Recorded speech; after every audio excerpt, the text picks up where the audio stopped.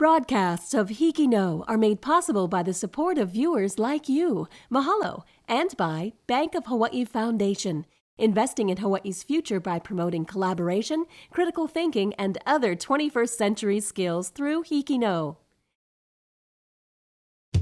Aloha, I'm Eliza Malunau. I'm Sierra Foster. I'm Tanya Torres. And I'm Kylan Iona. We're coming to you today from the Haleiwa Boat Harbor, which is located in the middle of the beautiful moku of Waialua on the north shore of Oahu. Behind me is the moku of Waialua. It stretches from here, Waimea Valley in the east, to Kaena Point in the west. And from the sea in the north to the Waianae mountain ranges in the south. Our school, Waialua High Intermediate, is located at the foot of Mount Ka'ala, the tallest mountain on Oahu, at 4,040 feet. HIKI NŌ means can do, and on this episode, you'll see what students can do with a computer, a camera, and a lot of hard work. 9 schools have worked together to create today's show. From the Big Island of Hawaii, we have a story from Konawaena High School. From Maui, we have pieces from Kihei Charter School and Lahainaluna High School. On Kauai, we have an anecdote from Waimea Canyon Middle School. Here on Oahu, we have reports from Punahou, St. Andrew's Priory, Moanalua High School, and Aliamanu Middle School. And of course, your host for today's show, Waialua High and Intermediate School. On this show, you'll hear voices from across the island chain, telling stories that connect us all. On HIKI NŌ!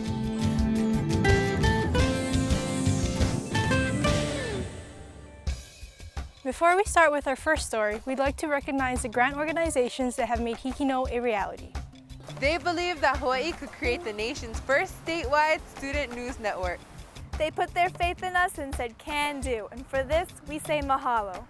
Now, on with the show. We're going to begin our show today from the Pu'uomahuka State Historical Monument located above the cliffs at Waimea Valley on Oahu.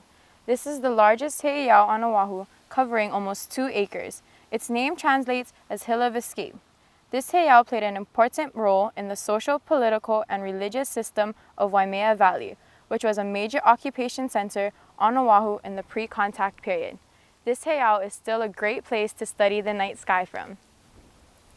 Speaking of the night skies, let's head over to Konawaena High School on the Big Island, where the students will describe how an astronomer who is also an artist created a garden that serves as a metaphor for our own Milky Way galaxy.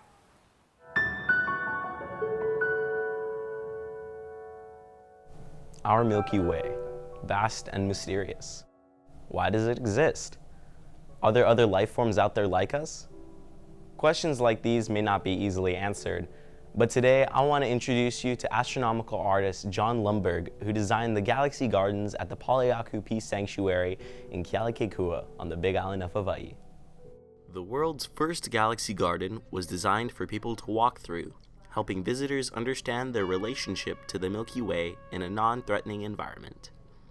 Director of the Poliaku Peace Garden and tropical landscape designer Barbara DeFranco helped with the selection and arrangement of plants, while volunteers from the community, including students from Konawaena High School, helped with the digging, trenching, and planting.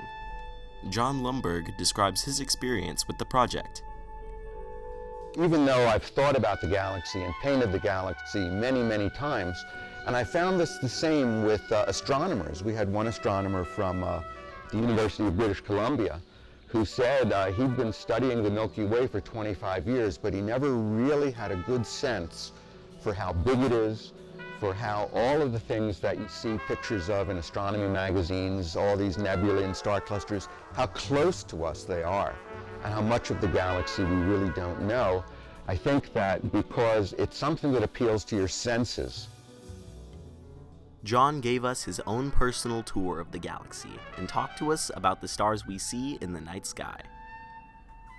In the real galaxy, stars are formed, they live their lives, they die, and from the gas that they were made of, new stars form. So it is almost like a cycle of plants. A flower makes seeds that makes more flowers, that makes more seeds, that makes more flowers. So the galaxy is living in that sense. There's generations of stars. We're a 4th generation star. This fountain represents the black hole at the center of the galaxy. You can be quite near the black hole, But if you get too close and go over what's called the event horizon, in you go, never to come out. We now come to the point in our journey where John shows us where we are located in the Milky Way. This single leaf represents an enormous volume of space, and the gold ball indicates the location of our sun. The one right next to the sun there is Sirius, and I'm serious, at 8 light years away, is almost just right next to the sun. Here's Hokulea, Arcturus, which is the star that the Hawaiians use to navigate to Hawaii. Everything we know, everything we think about in space is just... There was one woman who said that the galaxy garden is like a mirror where the real galaxy can look and see herself. This is Alex Miyashiro, deep in the Milky Way, reporting from Konawaena High School for HIKI NŌ. If you'd like to stay connected with what's happening on HIKI NŌ, log on to our Facebook page. It's filled with photos and info regarding the show. You can also follow us on Twitter at HIKI NŌ Can Do. It's a great way to get reminders about upcoming episodes. Right now, I'm standing in the front of the historical telephone exchange building, which dates back to the early 1900s. This building was the site from which direct dialing to the other side of the island to Honolulu was made possible in 1953. It's a good thing we all don't need a whole house to make a phone call anymore. We're going to Maui to Lahainaluna High School to learn how a small print shop launched a revolution that continues to today as HIKI NŌ. This Hawaiian newspaper initiative transcribes a treasure of knowledge buried in the Hawaiian language newspapers. Welcome to Halipa'i on the grounds of Lahainaluna High School. My name is Ken Kimura. I'm with Lahaina Restoration Foundation and I work here at Halipa'i, a printing museum. Halipa'i started in 1834 with a grass shack, a grass hale, and we had one press. It was a press that was sent over from Honolulu. We have a replica here in the building. The original press no longer exists. So in 1837, 3 years later, they built this building and it was used for printing. We have about 1 million pages of Hawaiian newspapers that were printed. Now, of that 1 million pages, we only have maybe 5% at most translated. Just as the early Hawaiian papers recorded the news and culture of their time, Kaleo o Maui is capturing our story for students today and perhaps for students 100 years from now. We're back here on Oahu at Waialua High and Intermediate School, the home of the Bulldogs. We're currently in the school's media center where we broadcast our daily TV show. Our school is home to 600 students, grades 7 to 12. The transition between middle school to high school is often a very big step for the younger students. Our school offers a comprehensive selection of classes and support programs to ensure that the transition to high school is a very successful one. We now take you to Waimea Canyon Middle School on Kauai for our Student Voices featured. Let's hear how some of the students there responded to the question, what is your biggest fear entering high school as a freshman? The big kids, because I think of them as bullies, and the work because I think the work is more challenging and more intense than the ones we have right now. My biggest fear of going to high school is that the school is bigger and I'm afraid I'm going to get lost. All of the homework because it's going to be hard. Biggest fear of going to high school is all the work because it kind of says that you're going to do in college and it's all coming too fast. The grades, because the certain colleges that I want to apply to after high school has to reach a certain GPA. The older kids probably won't accept the freshmen yet. We're back on the north shore of Oahu at Aweaweo Beach Park, where as you can see, the concept of ohana is something that is very important to our community. Now let's go over to the south side of the island to Honolulu, where Punahou students will share with us an emotional story of two sisters who have carried on their mother's work sooner than they expected. The Eldridge family has been running Punahou's May Day program and Holoku pageant for over 47 years. My mother contributed so much to the Holoku pageant. Her passion was so great, and she really created a program that was very special to her heart. When Hattie became the director of the Holoku pageant at Punahou, she honored the traditions and the culture of Holoku and all the May Days at Punahou that had come before. But being Hattie, she put her own creative stamp upon it. Each one of the girls, instead of representing an island and being in a satin holoku, was dressed to represent one of the women ali'i of the past. And so she began to teach also, as well as entertain with the holoku pageants. But after their mother's unexpected passing, sisters Lelehua and Naulia decided to carry on the family tradition of creating these grand productions. We knew that was always a desire of my mother's to, for hopefully us to continue the program. It's been our family for many years. Leah's always been a part of the holoku pageant. She's been a part of the kahiko portion for many, many years. I've been a part here and there directing certain numbers. It was really a natural progression. So my nieces Lelehua and Laulia, Hattie's daughters, took over, and they're the directors now, and this is their second year. And you know, they're really the only people who knew more than anyone else how the pageant was run. My relationship with my sister has enhanced tremendously since, you know, we've become the co-directors of the program.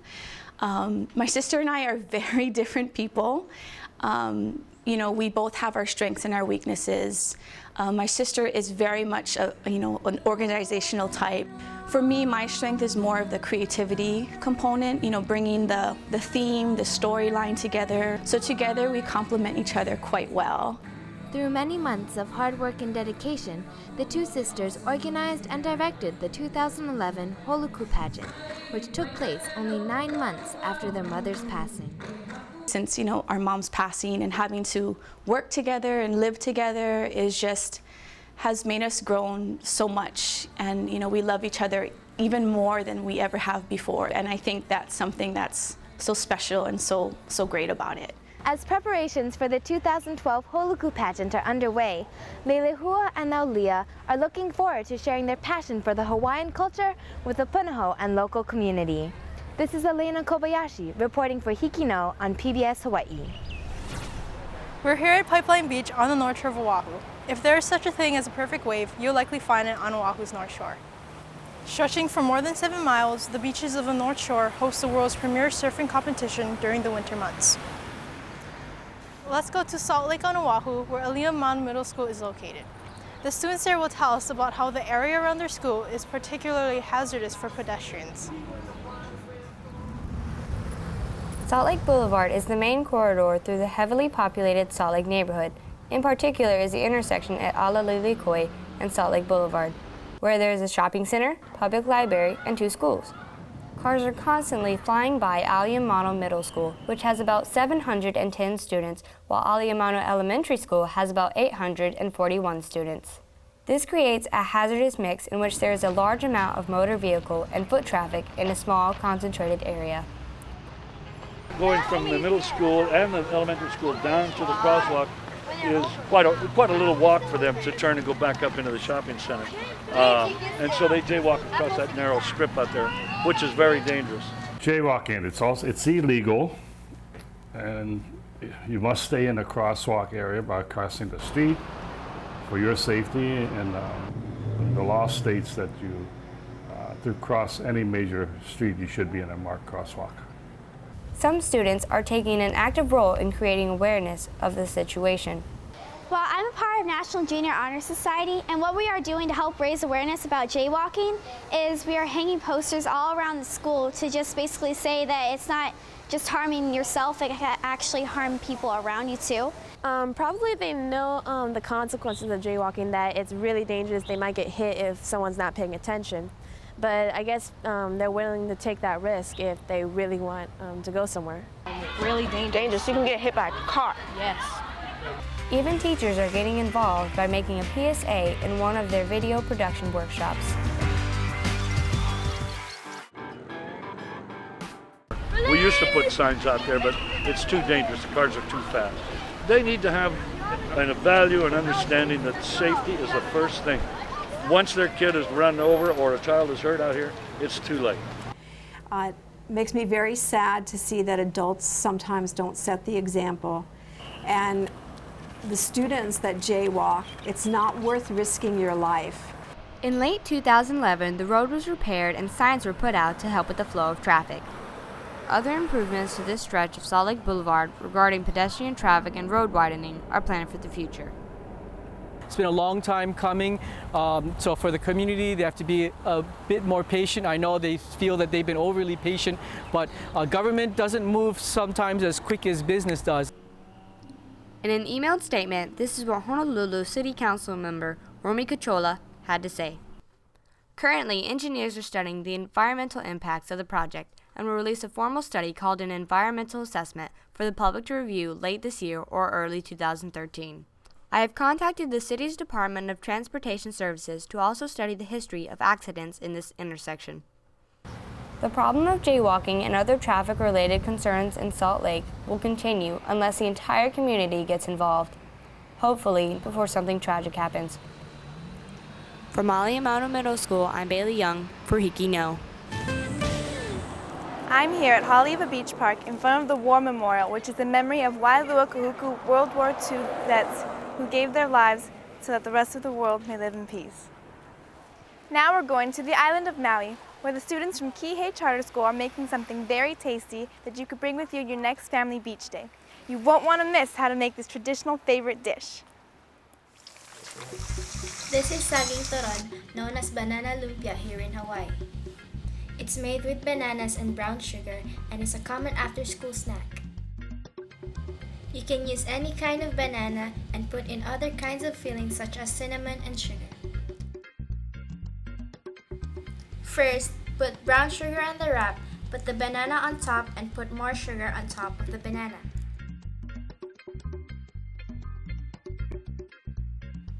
Start wrapping and make sure it's tight and there is no opening.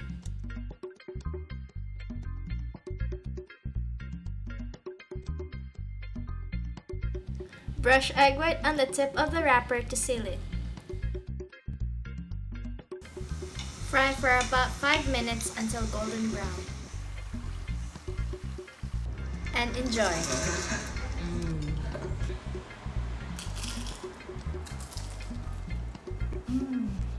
So good. We're here on our campus at Waialua High and Intermediate School in the school's auto and machine shop. The robotics students use the tools and equipment here to machine parts for their robot.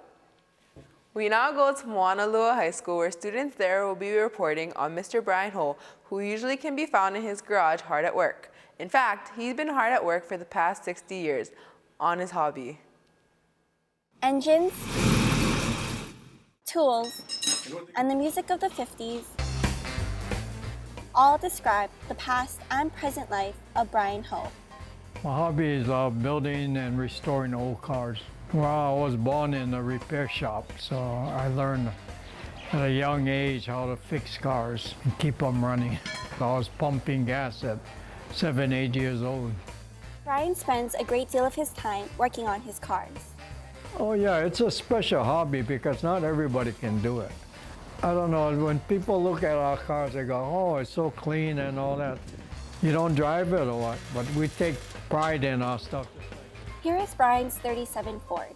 Yeah, that is my prized possession. It was given to him by his father when he passed away. Yeah, that was my high school car. And he gave it to me in high school, so. Well, my mom used to drive us to school in it, so I guess I was the oldest, so I got to inherit it. He and his car have been partners in crime for as long as you can imagine. Oh, I've been in a lot of movies, Hawaii Five-0, and different movies that come down here. They always ask for the old cars, so I guess they want to make old movies from Hawaii with, different old scenes, so they go out and they pay us to come down and put the cars on the set and stuff. I've been offered up to about $70,000, $80,000. The movies and the bids were not the only things that kept his car running. It's just for my own pride and my own enjoyment. It's not that, I don't do it for money. I just do it for my pride And it's something that I can do, and a lot of people come and ask me advice about their cars and different stuff, and you know. But to Brian, the old is definitely better than the new. Well, I've got new cars myself, but you know, it's just something, everybody keeps the old antiques for memories, I guess. And in the end, the older cars hold their value better than the new cars anyway. It's so big in here. Yeah, it's big. The old cars had a lot of room inside. Did you like pack everybody inside? Oh yeah, we used to even go surfing with it. We'd take the roof down and throw the surfboards through the back. And even when we had the homecoming games, we used to have the cheerleaders used to ride in the back. No matter how long ago something happened, memories will always last a lifetime. I'm Brittany Punahou from Moanalua High School for HIKI NŌ. If you'd like to stay connected with what's happening on HIKI NŌ, log on to our Facebook page. It's filled with photos and info regarding the show. You can also follow us on Twitter at HIKI NŌ Can Do. It's a great way to get reminders about upcoming episodes. And now back to Waimea Canyon Middle School on Kauai for more student voices describing what are your biggest fears entering high school as a freshman. I think that getting good grades and succeeding in high school so that I can graduate and go on to college. My biggest fear about going to high school is that the upperclassman is gonna bully us. The work, because it'll be harder to get good grades, and I really want to do well so that I'll be able to get into a good college. The work, because it looks really hard, and I hope I pass. The work's gonna be more hard than what we already do. Being with people older than me because they might boss you around and stuff. Losing my friends and them changing and hanging out with other people or other crowds. My biggest fear about going to high school is having to do the projects and the homework. I have a really bad habit of procrastinating until the last minute, so it's going to be kind of more difficult than it is now. I'm here at the mouth of the Honolulu River in Haleiwa on the north shore of Oahu. The Honolulu River is the longest river on Oahu, stretching 20 miles from the Ko'olau Mountains to the sea. Hawaiians have lived along its banks and used its waters for their families and their crops since at least the 1400s. The beloved Queen Emma had a summer home not far from the banks of the river. The birthday of the beloved Queen Emma is remembered and celebrated each year by the students at St. Andrew's Priory during the ceremonies of Moanalua. Let's go see what the students are reporting about the celebration. Queen Emma founded St. Andrew's Priory, an all-girls school, in 1867. Her vision was to provide Hawaii's young women with a quality education. Every January, Priory students celebrate her birthday at Mauna'ala, the site of Queen Emma's burial, which is located in Nu'uanu. On this special day, the senior class has the great privilege of leading Priory's traditions by participating in ceremonial blessings at the Royal Mausoleum. Moanalua was a wonderful, wonderful experience. It really touched me. I got a lot more emotional than I thought, especially at the sermon that Dr. Chun gave. He's the former headmaster of Kamehameha Schools, and he really just captured the vision of Queen Emma, and it was really inspiring for me and motivated me to, live out what Queen Emma saw for girls in Hawaii. I realized that I was part of this bigger culture, this Hawaiian history that we have. And even though I'm not Hawaiian, I still got emotional because I realized that we all are part of this Queen Emma's vision. At Queen Emma's tomb, each person presents a rose, the Queen's favorite flower, and places it on the steps of the tombstone. Hawaii Aloha is then sung as everyone joins hands forming a circle around the tomb. So after we went to Mauna'ala, it was a very reflective and personal experience. After we had placed the pink roses on Queen Emma's grave, it felt like you could feel her presence around us, and it made me really understand the rich culture and history of Hawaii, and it made me feel proud to go to a school that she founded. The yearly celebration of her birthday is the perfect opportunity for the students of St. Andrew's Priory to thank Queen Emma for her hard work and for all that she did for the young women of Hawaii.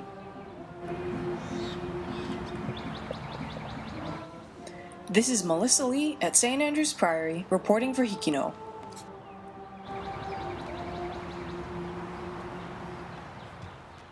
Well, that's it for this week's show. We hope you enjoyed the stories that were shared from around our islands. So join us next week to see what the students of Hawaii can do. Only on HIKI NŌ and only on PBS Hawaii.